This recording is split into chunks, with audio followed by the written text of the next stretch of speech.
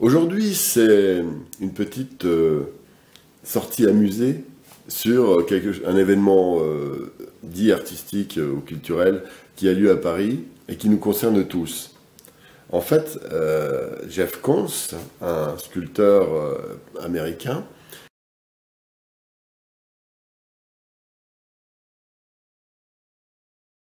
très connu, très cher, propose d'offrir à la ville de Paris une sculpture géante de 10 mètres en bronze, sur la proposition de l'ambassadrice des États-Unis à Paris. Alors, dans un premier temps, oh, il est gentil, il nous offre une sculpture. Mais j'aimerais faire une petite réflexion. Je ne prétends pas non plus que ce que je vais dire est la vérité, et puis à la limite, peu importe, mais faites-vous vous-même votre propre opinion. En fait, cette sculpture doit être posée sur l'esplanade du Trocadéro. Donc, bien sûr, je vais vous montrer cette sculpture au départ de la vidéo et à la fin. Et donc, sur le Trocadéro, qui est une des plus belles perspectives de Paris, va y avoir un symbole de l'infantilisme américain en termes de culture. Et cette énorme sculpture, vous l'avez vu au démarrage de la vidéo, c'est une sorte en petit, ce serait un peu ce que font les enfants quand ils offrent à leur maman la fête des mères. Ou alors des petits trucs qu'on peut trouver en cadeau chez McDonald's. Voilà, donc, derrière cet événement qui paraît anodin, se trouvent deux choses très particulières et pas si anodines que ça.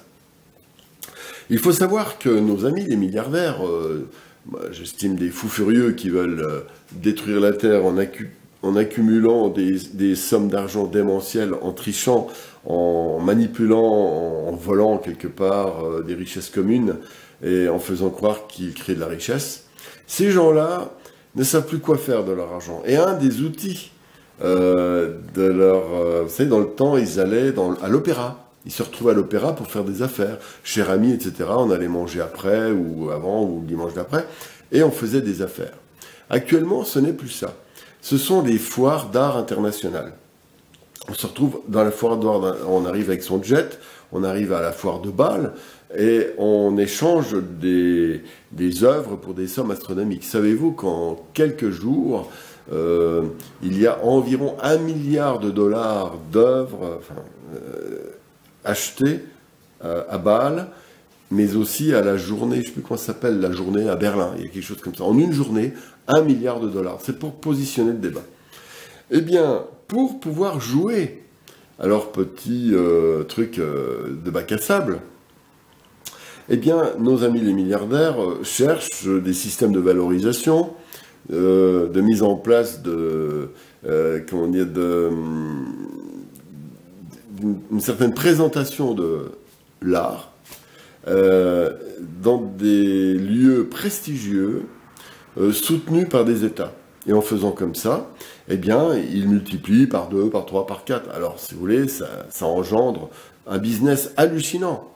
Derrière la sculpture offerte à 7 millions de dollars de Jeff Koons, il va peut-être récupérer derrière la vente de 10 sculptures, plus les produits dérivés, qui va faire des sommes astronomiques.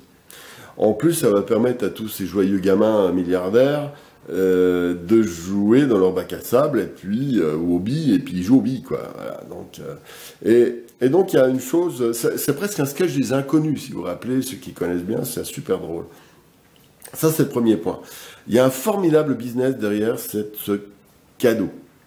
N'oublions pas que Jeff Koons a été exposé à Versailles. Vous voyez, pourquoi sont-ils aussi obsédés de mettre leurs objets commerciaux dans des lieux aussi prestigieux? C'est qu'ils en tirent d'énormes bénéfices en termes d'image et donc en termes économiques. Je viens de le dire déjà.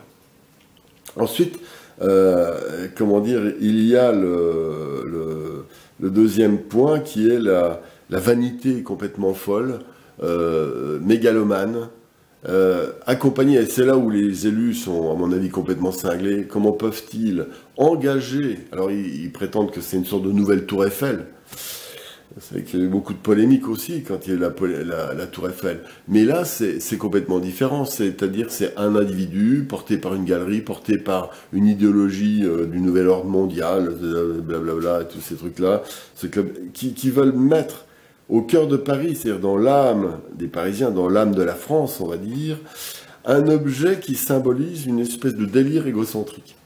Voilà. Ça va dans la suite, vous rappelez-vous, le Pluganal, qui était appelé sapin de Noël, je crois, sur la place Vendôme, qui était une véritable insulte au symbole de Noël, un Pluganal vert. Voilà, donc c'est un petit peu ce genre de système qui est en place. Alors ce qui est intéressant, c'est la réaction. Là, les gens ne marchent plus. Et ça, c'est quand même porteur. Et je suis particulièrement heureux de voir que cette manipulation débile, faite par des tarés, ne marche plus. Vous n'en voulez plus, moi non plus. Et il n'y a guère que le ministre de la Culture qui doit manger en ville avec ses milliardaires. Ça va être bien, François Pinault et de ces gens-là. On va manger dans des restos. On donne l'impression de faire partie d'une espèce de oligarchie culturelle et financière, bien sûr, mais intellectuelle. On est au-dessus de la masse. La masse, c'est nous, hein, la populace. Eh bien, la populace n'en veut pas, et j'en suis particulièrement heureux. Voilà, donc, amusez-vous, allez voir les actualités à ce sujet. La Maison des artistes est concernée. Je fais cette vidéo parce que j'ai reçu un sondage de la Maison des artistes qui demande notre avis. Voilà. Alors, je ne prétends pas qu'il faut empêcher les gens de pratiquer les arts, mais il ne faut pas que ce soit aux dépens ni des dépenses publiques, ni de l'espace public. Voilà, c'est tout. Mais en plus, ce qui est marrant, comme dirait, plus le singe monte haut, plus on voit son cul. Là, on commence vraiment à voir le cul des François Pinault et toute cette clique de gens qui se foutent de nous. Mais là, c'est intéressant parce que grâce à YouTube, on commence à voir où ça va. Voilà, bah, c'était tout. C'était un petit clin d'œil amusé. Bonne journée et faites-vous votre propre opinion. Et puis, vous n'êtes pas forcé d'être d'accord avec moi.